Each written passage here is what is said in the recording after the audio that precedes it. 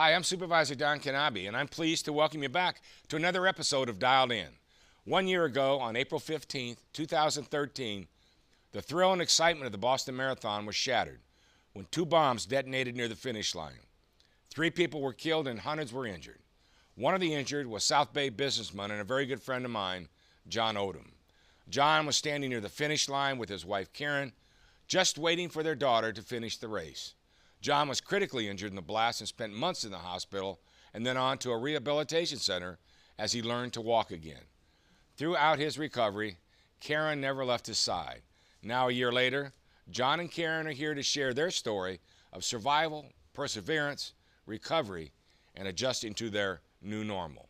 I'm pleased to welcome John and Karen as they share their story with all of us. I hope you enjoy the show.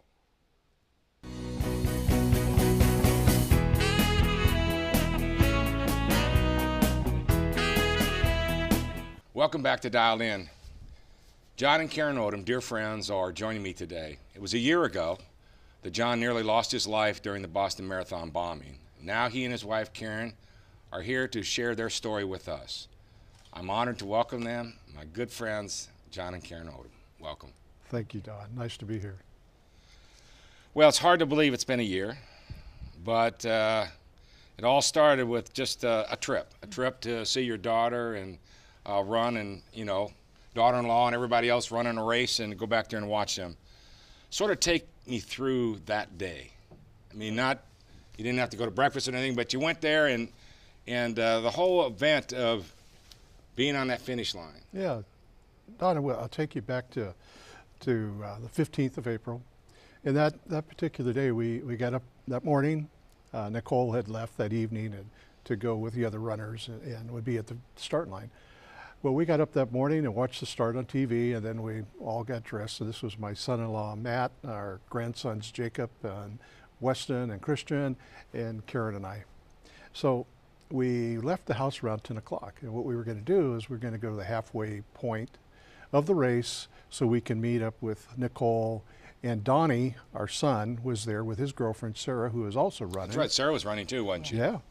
So, and then Andy and Carolyn were also with us. So we were all going to meet there at Wellesley. Well, we got in the car and we took off, and we got about a block away from the house.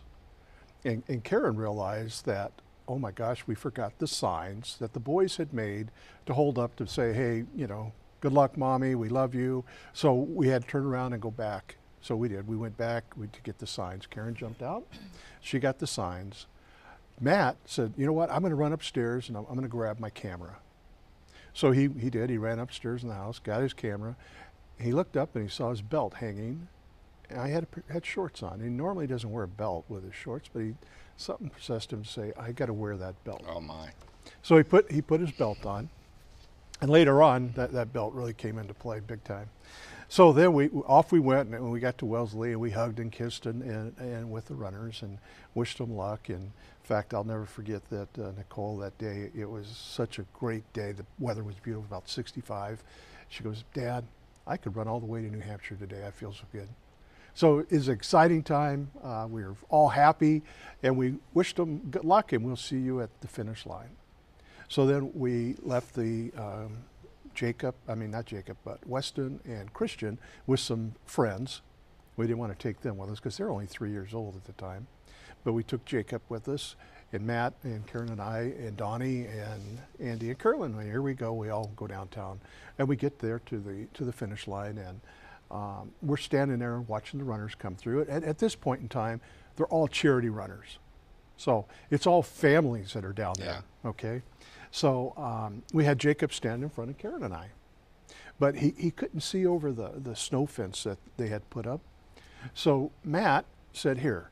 He grabbed Jacob, put him on his shoulders, and he turned and he walked away from us. And he went probably, about 30 feet away from us to our left. Our son Donnie said, I'm going to go with them. So Karen stood right here in front of me, and Andy and Carolyn were right next to me. And as we were cheering on, then there was a huge blast. This blast, you could feel the heat of this blast, and it knocked you straight to the ground. And right away, Don, I knew I was injured. As I went down, I could feel something was wrong, and you could feel the hot blood basically rushing out of my leg. And I looked up, and Karen was laying on top of me, and I looked at her. Karen, are you okay?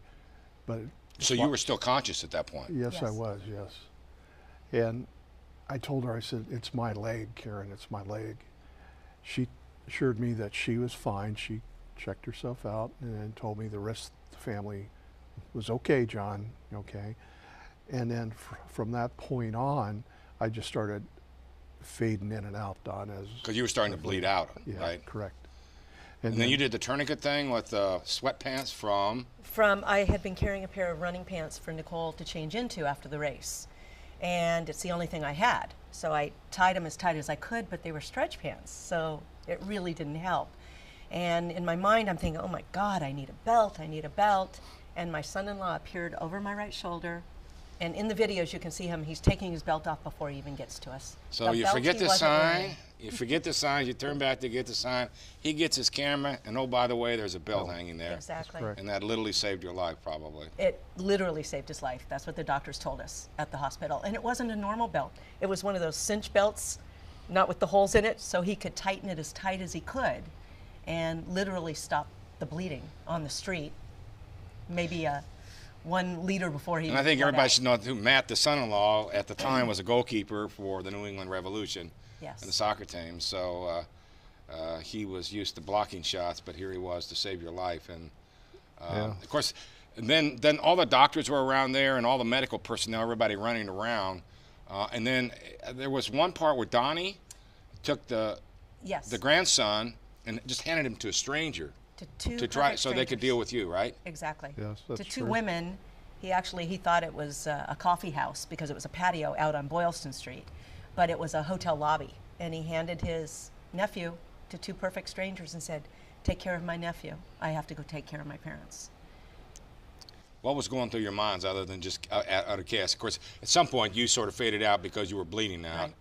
Right. Karen, I mean. I knew we were in serious trouble by the size of the gaping wound in his leg and the blood he had lost. And he was going to sleep. He was still conscious. He doesn't remember it necessarily, but he was saying to us, "Oh, I'm so tired, I just want to go to sleep." And Donnie and I both got in his face and said, "John, you can't go to sleep. You've got to fight. You've got to stay with us." Yeah. And at that point, Donnie grabbed a fireman with a backboard and brought him over, and we got him on the backboard, and they hand carried him through the finish line, through the medical tent, and into an ambulance. Into an ambulance, and then eventually the ambulance, was it all ambulance or was a helicopter involved too? No helicopters. Ambulance, there were so many trauma centers within the city of Boston that we were in the ambulance at 10 after 3. The bomb went off at 10 to 3. So within 20 minutes we were in the ambulance, and 6 more minutes and we were to the Probably hospital. seemed like forever. It was like time stopped. Yeah. So, it was that moment in time, and sort of everything came together. I mean, I guess the good news was because of the race, there was a lot of medical personnel there. Fire personnel responded quickly. Yes. And you had the wherewithal, and the family had the wherewithal to tighten down that belt, and the rest is history, huh? That's true, Don. And from that point on, I don't recall anything for about 3.5 weeks. Because I remember when we came back to visit you, one doctor told me that it was like a missile had gone through the back of your leg. Exactly. From the hip down, and just blew everything out. It was a 4-inch piece of shrapnel, so it was 4 inches long and 1 inch in diameter. One piece that did all the damage, but it went entirely through his left leg, removing about 20% of the muscle and severing all the arteries, and landed in his right leg. And we'll talk about the recovery in the next segment about, some of the things on the surgeries and what they found, because it was that one piece that really did all the damage, but there were other pieces involved there from the bag, as I remember you. There was other small fragments of like BBs and things like that they had used. But with that, they had to go through, Don, and take care of the sciatic, trying to find the sciatic nerve, which they were able to find the upper part, but they couldn't find it in the lower part of the leg. So with that, it left my leg from the knee down paralyzed. Paralyzed, and then with no feeling, probably no feeling to this day. Is that correct? Correct. That's correct. Never will. But I mean, the phases, as I remember all the prayers, it went from saving your life Yes. to whether you're going to live or not. I mean, literally, you were, you know, it was a matter of life or death early on for those first few weeks. Literally, I ask the doctors every day, just tell me he's going to make it. Yeah. I can live with anything. And they said, we can't do that. We just don't know. And I, in fact, asked our doctor, at what point did he actually feel pretty good that he was going to make it? And he said at about 2.5 weeks. He knew he'd make it, but he didn't know what making it looked like. Right. I mean, I remember early on making it, didn't, you know, because I mean, it was life or death, and then the recovery piece as far as the surgeries, but whether you could even save the leg. I mean, there was discussion Correct. at one point that amputation Future might be amputation. future amputation might be a possibility. And he had arrested twice on the table Right. for 5 minutes each time, so they didn't know if there was brain damage. Wow. Amazing. We'll be back. When a child is born, it should be the happiest time in one's life. But for some, it's just too difficult to handle. Think before you do the unthinkable. There is an option. Don't abandon your baby.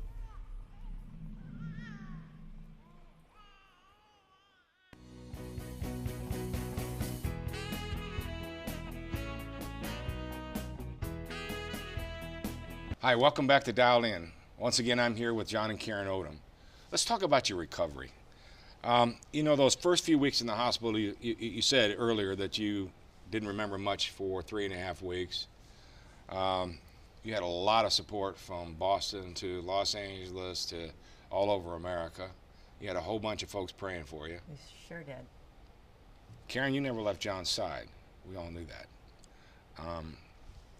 So in that process, the first few weeks, so let's sort of talk about the movement from Boston Medical, and then eventually over to Spalding, and that process. I mean, probably it was a miracle to get to Spalding. Right. But I remember when Julie and I came to visit that time, you were still with that vacuum pump in the leg. They were still talking about whether they could save the leg or not. So, I mean, how many surgeries were involved? There was, wanna- what was there, approximately 13? No, 11 11. surgeries in 28 days. 11 surgeries, 28 days. And he had wound vacs on 5 of the incisions. And every 1 to 2 days, they'd have to go back in, clean the wounds, remove the dead tissue. So at some point he had 11 incisions Yeah, in he different parts. has 11 scars. Yeah, correct. So we got you to where the doctors would say you're going to live, you're going to make it. Right. We didn't know what that was going to look like at the end of the day with the leg and everything. For that next few weeks, then, it was all a matter of the surgeries, correct? And what they could attach. Even then, even with all the surgeries, did they know what was going to happen? No, they had no idea. They said, okay, he's going to make it. We don't know what making it looks like. So it was determined that it didn't appear that there was any brain damage, so that was great news. It didn't appear that there was any serious heart damage, because the reason he arrested twice is that he bled out, Right. not because the heart had quit for any other reason. So those things were okay, but the one thing they did say is that we don't believe he'll ever walk again. You just can't walk if you don't have a sciatic nerve giving you feeling, control, motor to the lower part of the leg. That was But before they didn't Odoms. know him. That was before Odoms strong and Boston strong. Right. So we fast forward. So we went through, I should tell everyone that Karen, on a daily basis, I don't know how she found the strength, but every day through a program called Caring Bridge. It's on an app or whatever it is, and we were able to keep updated on surgeries, breaths of fresh air, or whatever it may be that she did each day for all of us that were following John's rehabilitation. So we got the good news that you were leaving Boston Medical and you were going to Spalding Rehabilitation Hospital. Obviously, rehabilitation, you didn't know what it would take at that particular point, because that would be that'd be the next towards your new normal. let's talk about your experiences at Spalding and the fact that you basically had to learn to walk again. Correct. Because they told you you would never walk again, but you walked in this room. Well, I'll tell you, Don, when I got to Spalding, they brought me in on a bed. I hadn't walked or been up for, what, a month now? 6 weeks. And so I had to go through therapy with a speech therapist, which I didn't think I believed. I didn't need that until I found out I really did. And then I had a occupational therapist, and then I had my physical therapist. And they were determined. They came in with such a positive attitude of what we are going to do together. Okay, they believed that we could be able to get up and we will be able to teach you to walk. Now, by doing that, you might have to have some kind of support. We're not sure what that's going to be yet until we get started. So, when we first started, they'd teach me how to get out of bed, and that was sit up. Okay. I remember those Cambridge notes. Yeah. Sitting. Big deal. It was It huge. was Huge. to sit up and then get from sitting into a wheelchair and then back out of the wheelchair.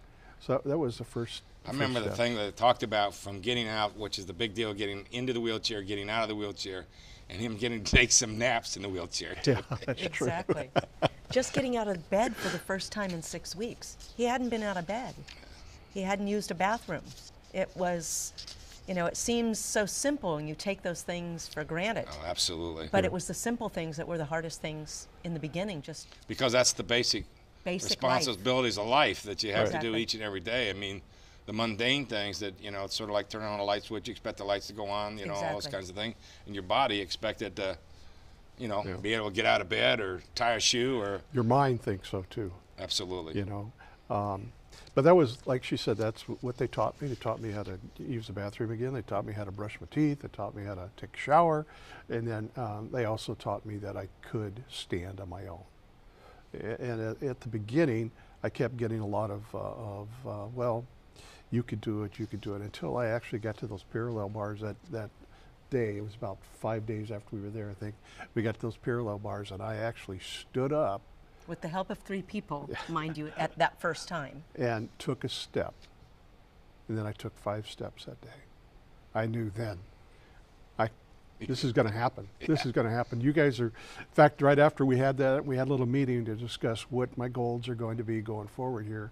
And my goals are going to be, I'm going to walk here, and I'm going to go out, and I'm going to play golf eventually, and I'm going to dance again. So these are the goals, and this is your job now, is to get me there. I'll tell you what, I'll be determined to do it. Well, it seemed, my brief experience with you back in Boston, I mean, the Boston folks and family friends of us, everybody, you had an incredible support network there. And Unbelievable. Spalding folk, everybody was committed to make sure that you gave it your best effort, and you had to be so strong, and you were that strength right by him every day and never leaving his side. I just, little things, like I remember the Caring statement where you got to walk up steps. You took Yes. 3 steps. Up 3 steps. I mean, That's right. if everybody looks at it, well, that's not a big deal. It's a big deal. It was huge. It was huge. And I have to say that, yes, I wrote the Caring Bridge every day. I would pick the bright spot in every day to write about. Yes, I know. And that's what got us to the next day. But it was the support of people like yourselves that never failed once, every single day. Every day. You sent us Don, you a sent us message. something. And I would That- sit by the bed and read those messages to him every night. And that just gave me that strength to get up and want to go. And, Well, I'm glad it get was back that there instead of with that you. UCLA hat. No, I mean, as I've told you so many times, you continue to inspire us all. I mean, I've never seen anyone take such a horrible, horrific situation and do what you both have done, and your commitment, not only the rehabilitation getting better, but your ability to accept it in this new normal. I mean, may you not be happy about it, but you just continue to be an inspiration to all of us. So Thank you. we got some more to talk about, some next steps. We'll be back.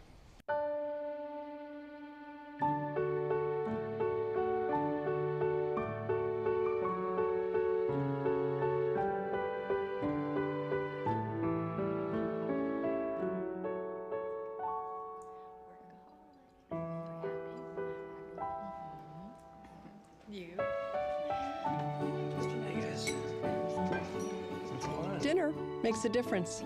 Learn more at casafamilyday.org.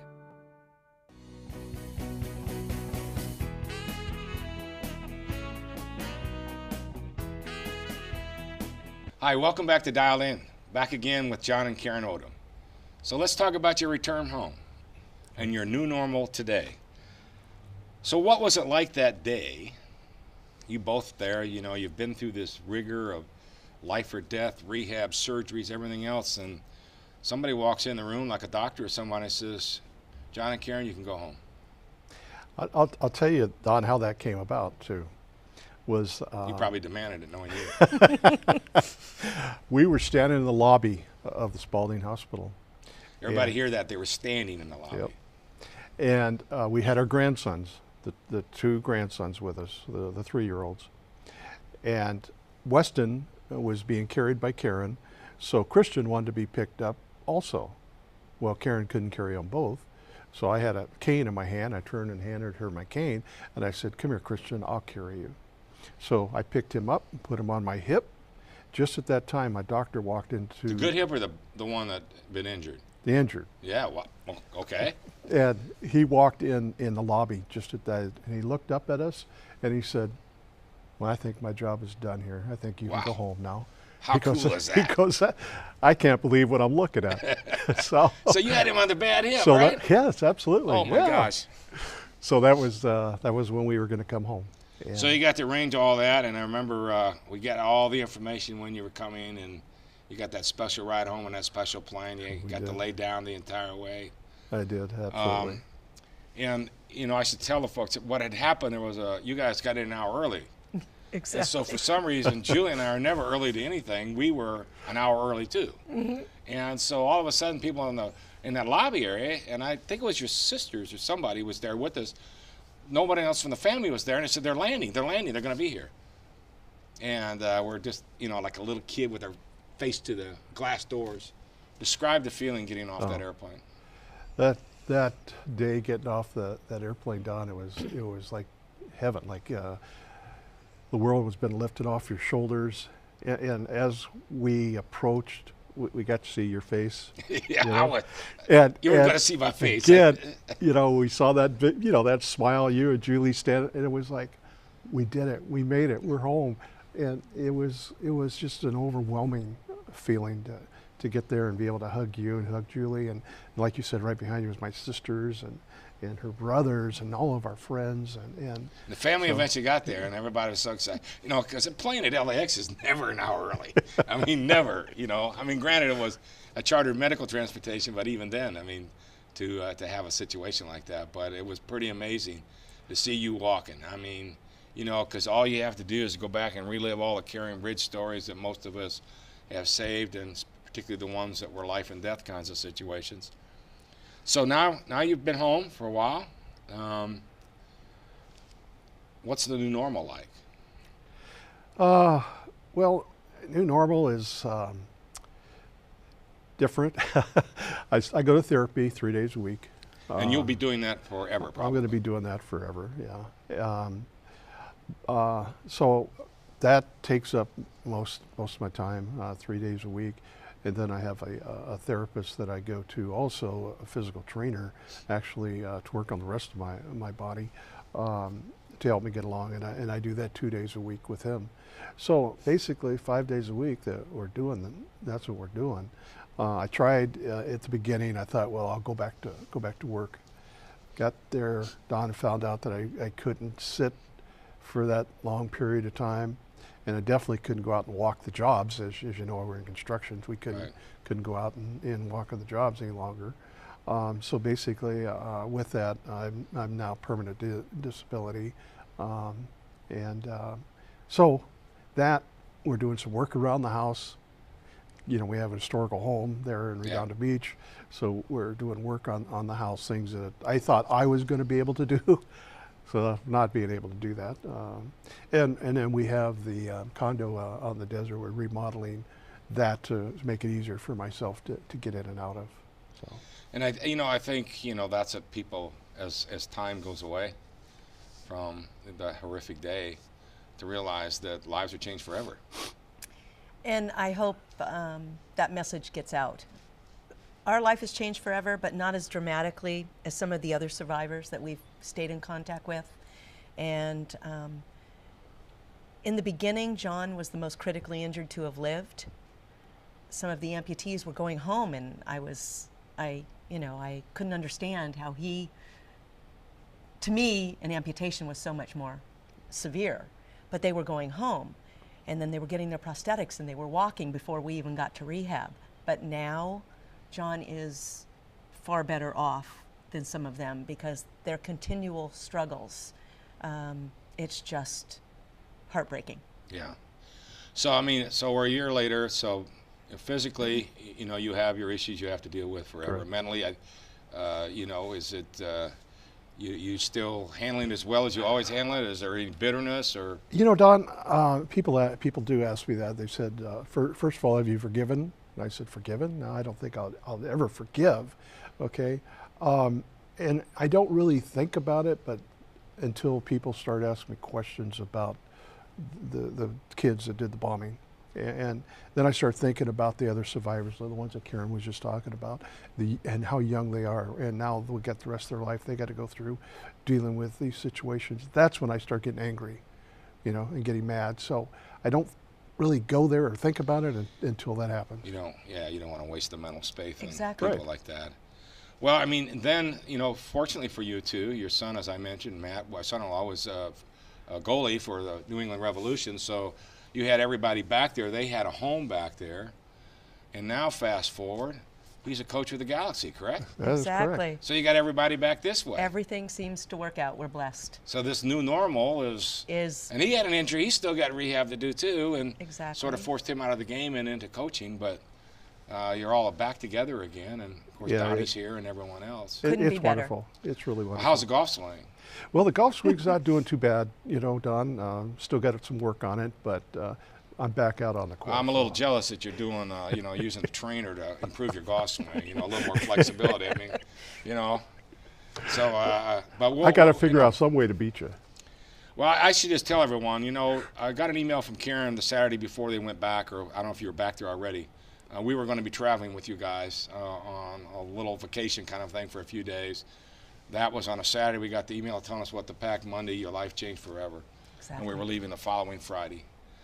But not for long. We're going back. We're finally going to do it. Yes, We're going to make that trip. I think we're going to have a party. We're You gonna It'll think be a so? celebration for sure. So enjoy yourselves back in Boston. I know that there's a lot of emotional time for you to go back there and spend that time. And there's a lot of parties and honoring for you and the survivors. But bring back some probably horrific memories, but also some very good ones because there's a lot of love from those folks Absolutely. back there that put into you.